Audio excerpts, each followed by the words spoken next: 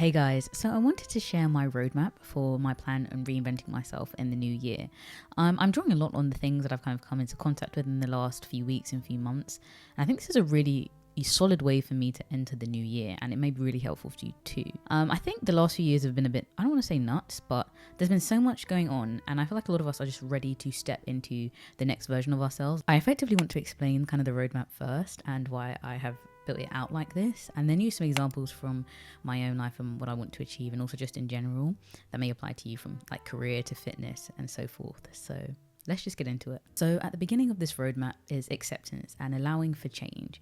I think at this point it's become clear that getting too attached to anything, whether it be elements of your identity, your career, even people, can be very detrimental in the process of reinvention, right? Because if you don't allow yourself to remove or be removed from those things, then it's hard to ever kind of move in an opposite direction, right? Because you've said that this is me, these are the things that make me up, and even in the face of new information, you're not allowing yourself to go anywhere new or be anything new or be around anything or anyone new. And so this is why at the beginning of my roadmap, I have this, because I don't think anything else is possible in a period or an attempt to reinvent yourself until this has been handled. So the next part of the roadmap is actually where I decided that I actually want to call this an evolution as opposed to a reinvention, which may seem kind of counterintuitive, but I think there's a shift in your mind that happens, or at least in my mind, when I think of an evolution. Because it's not that I am recreating myself from scratch, or that I am even attempting to be something completely new, right? The beauty of evolution is that it builds upon what was there before. And, you know, you can take with you the lessons, the learnings, the great stuff and the bad stuff, and evolve into the best version of yourself. I say survival of the fittest, but perhaps we'll call this thrival of the fittest. That's definitely not a word, but we're going with it now. I'm gonna put on a t-shirt. So yes, the evolution. Now you can call it reinvention or pretty much whatever you want. And I've started with that because I know that a lot of us kind of relate to that word or relate to that phrase. But find words that work for you and that help you make sense of things, I would say. Okay, so that's the groundwork, I would say. But the next step in the roadmap, or the next portion of the roadmap, is to do with creating both the vision and the anti-vision. Now, I recently came across a video where Dan was talking about something called the anti-vision. And when you're formulating this new version of yourself, or the next step in your evolution, right? Sometimes it can be hard to know where to go next. And instead, knowing what you just don't want to bring with you can be a really good starting point, hence the anti-vision. And so I think crafting both of these can be really useful. And even if you have to start with the anti-vision to get to the vision, there's no harm in that, right? Like, we don't know everything that's out there, all the possibilities, but we do know what we've encountered and what we don't want. And so this is why the next step in my process of evolving and reinventing myself is actually to create an anti-vision and a vision. Moving on from this though, I see like vision boards being created, and I do have my own vision board, but I think what I want to do in the next stage, or under this kind of part of the roadmap, is create a vision board for specific aspects of my life, right? Like I could create a vision board for fitness, for career, for relationships, for social, really, because I think in the process of crafting this new identity for yourself, which will be entangled with the evolution, is to really get clear on things whilst being flexible. Okay, so the next step is to take that vision and that anti-vision and formulate goals that make sense.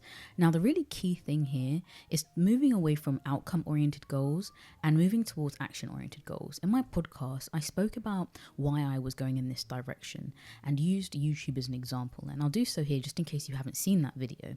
Now, this is all about the fact that I was kind of getting a bit bogged down this year, or like not so happy with the fact that my growth wasn't as much as I expected, or that my views weren't as high as I wanted them to be, or that I wasn't connecting with people, it seemed, as much as I had in the past.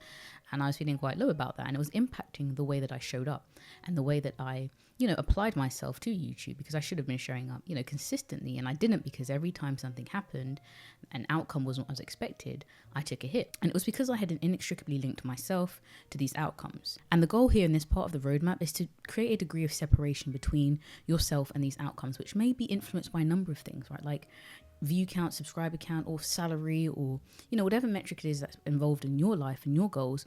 There may be multiple things that are impacting that, and the number itself is void of context, right? So that's not as useful, and it's not a very useful thing to depict your value or your work ethic on.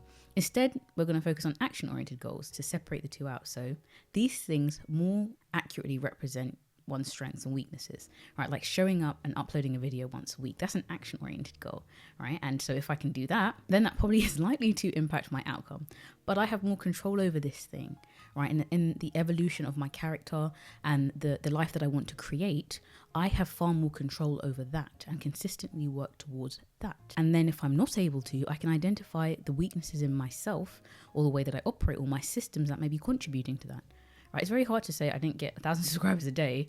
What's wrong with my system versus I didn't upload every day or I didn't upload every week.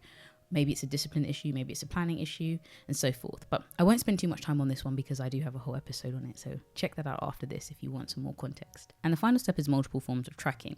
I think that having a range of tracking tools in your pocket is really ideal. Some that operate on a shorter term and some that operate on a longer term.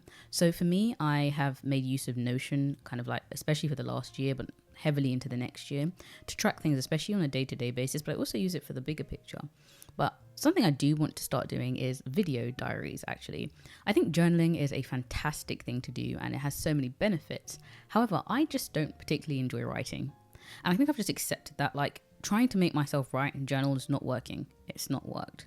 And whilst there are definitely something that happens when you have to physically write things out, I also think that using a medium that is more aligned with you can really help with tracking and reflection. And given that I much prefer to speak as I do to write, if that's what's going to help me reflect, then do it. I don't have to do what everybody else is doing. Neither do you. Like, if you want to find some other way, maybe you just want to record a voice note, or you want to see yourself in video format, or you do want to write, or you have whatever it is, do what works for you. And I think this is the thing again with the roadmap. Like, there are kind of broad ideas that go through it, but it is really ultimately any roadmap or any plan for your life has to fit your life. The key here is about using tracking and reflection periods to make sure that you allow yourself to revise what's happening, review it, and pivot if necessary. Right, going back to that first point, it is about the idea that you can change, and you can change within like a week, within a month, within a year, right? Like, you don't have to wait until you get to the end of the year before you're like, actually that's not working. Like, you may get to the end of the month, do your video diary and be like, upon reflecting on certain things, perhaps it's time for me to go in a different direction. Okay, so that's the roadmap and that's kind of what it looks like. But I want to illustrate this with an example from my own life, or like my own set of goals. Fitness as the aspect of our life that we're going to focus on. I, very early in my YouTube career, but also I would just say my fitness journey, gave myself an identity. And it was the identity of a lifter, right? A power lifter or a weight training girl. And there's absolutely nothing wrong with that. But I don't want that identity anymore. Not so much that I'm going to stop lifting, because I've always said I don't think I'll ever stop lifting, and I haven't fallen any, out of love with it at all. But I want my identity to be broader and more flexible and reflect different stages in my life. So right now, my main goal is not necessarily to be the most muscular, lifting as heavy as possible version of myself. I also want to be the type of person who goes to Pilates and, who goes to spin classes. And so this is like that first step in accepting it's okay to let go of your identity as the lifter. Like, you can still lift without having to be a lifter girl. Like, you can still game without wanting to be a gamer girl or whatever it is. Although maybe you want that identity. I don't know. So that's step one. The next one, as we said, is the idea that this is an evolution, which means that we are going to learn and take with us the things that are good and leave behind the things that are not working for thrival of the fittest. So that's taking things that I've learned at the gym from my time at the gym over all these years, right? Even doing my course and becoming a certified coach in fitness instructor. These things are things I can carry with me into this next phase, right? Into this new evolved state. And so again, it's not about throwing everything away and throwing away my weights and my barbells and never coming back to it. It's the evolution. Okay. So now time for the vision and the anti-vision. Okay, so what things don't I want? I don't want to be, like I said, the type of person who only goes to the gym 5 days a week and lifts weights. That's not what I want to be. Or don't want to be the type of person who only focuses on muscular growth at the expense of other things. Like, that is not what I want in part of my vision. So what do I want? Well, I do want to be the type of person who goes to all these classes, like I said, and who prioritizes trying new activities and, will put themselves out there for different classes and will continue to research what's out there in terms of fitness to find things that work for them. So that's what my vision starts to look like. But okay, how does that translate to the next part of the roadmap, which is these action-oriented goals? Well, that means I'm going to have to start going to classes, and committing to classes that are both like low intensity, high intensity. Maybe I have a structure that looks like going to the gym to weight train 3 times a week. The other days I do something else, and I start to formulate these actions, which means every week I will do a low intensity class. I can try new ones, or even once a month I will try a new class. Like maybe it's rock climbing, indoor rock climbing or something like that. And then tracking. Well, I have my fitness tracker in Notion, which I use and will continue to use into the new year. I also have my Fitbit for kind of just like everyday stuff.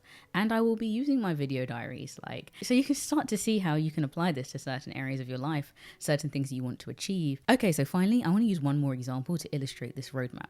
And we're going to use a career here, speaking more generally. The first thing then is to accept that things are changing, things are in flux, and you don't have to associate yourself with anything in particular, which means you don't have to be your career, right? Your identity does not have to be and really shouldn't be tied to your career. At the end of the day, I don't want to say it's a glorified job, but it is a place that you go to for work, and that doesn't mean that you don't enjoy the people, you don't enjoy the skills that you develop, but it is one aspect of your life. It is not your life. And so separating yourself from that is really the first step in allowing yourself to say, well, I can make a career switch because I don't have to be always the lawyer or the doctor or the whatever it is that your career is, or the engineer, the designer, the content creator. Okay, so the next part of the roadmap is evolution, right? So what then can I take with me, the skills that I have learned, the best parts of me from this period, and take them with me into the next part for my evolution, right? That kind of process of jotting all those things down and becoming aware of what you have, because you probably have more than you even think and can pivot in so many different directions that it's just really about illuminating those things. And then, of course, it's time for the vision and the anti-vision. What don't you want? What don't you want from your career? What kind of things do you not want to have to put up with? Type of people do you not want to engage with? Kind of work do you not want to do on a day-to-day basis? Kind of hours, right? Environment, office, all these sorts of things. And then in terms of the vision, what does your ideal day look like then? What is your ideal job?